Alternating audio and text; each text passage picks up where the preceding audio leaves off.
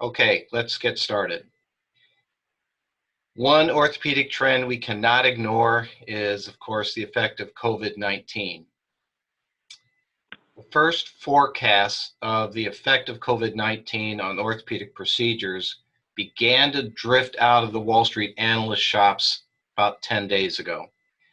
The consensus currently, that's before companies like Zimmer and Stryker and DePuy report their numbers. And those numbers, by the way, will be coming in about 2 or 3 weeks. The initial forecasts are that orthopedic procedures, most of which are considered to be elective, will decline 23 to 28% for the full year. Now, the real story is actually what's happening by quarter. The analysts are saying they think the first quarter procedure volumes will be around 90% of normal. By the second quarter, they are thinking that it'll be around 30% of normal. And by the third quarter, 60%. And by the fourth quarter, and this is very important, it'll be over 100, more like 120% or more.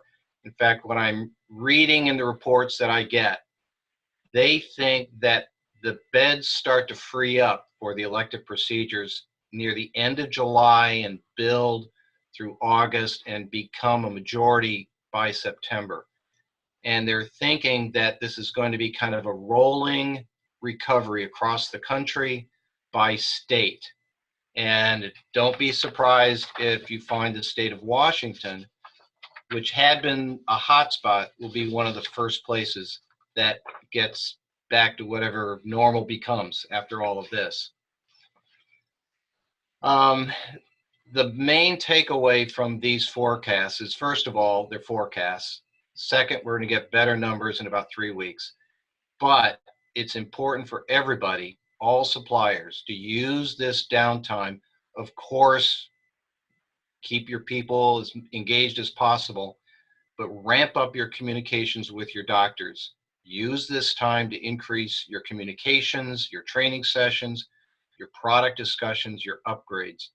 If you spend this downtime doing 120% of your time working with your customers and your physicians, when the surge of surgeries happens, which it will come, those physicians hopefully will have your company, your products top of mind because you invested the time now being in touch with them and using this period of time.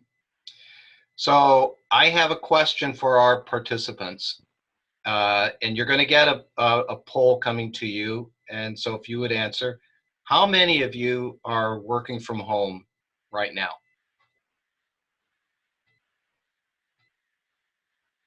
So click yes if you're working from home and no if you're not. And we'll see how many of you are. Okay, Carolina, how are we doing so far? People getting some numbers?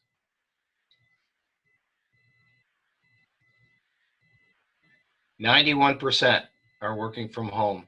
Okay, let me do one last question, then we're going to turn it over to our faculty. When you think of this COVID-19 crisis, when do you think it'll ease up enough to free up beds for the hip, knee, and the other elective surgeries? Just click on a month that you think strikes you as the most likely time when this will free up. I'd be curious to see what everybody thinks, what sort of the consensus might be at this stage.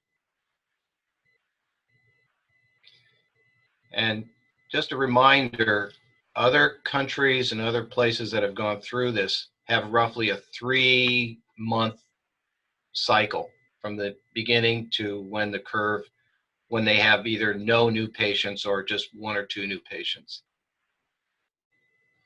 Okay, so how are we doing, Carolina?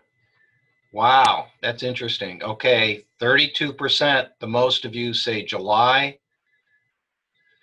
All right, and we have, so if we take June and July, that's over half.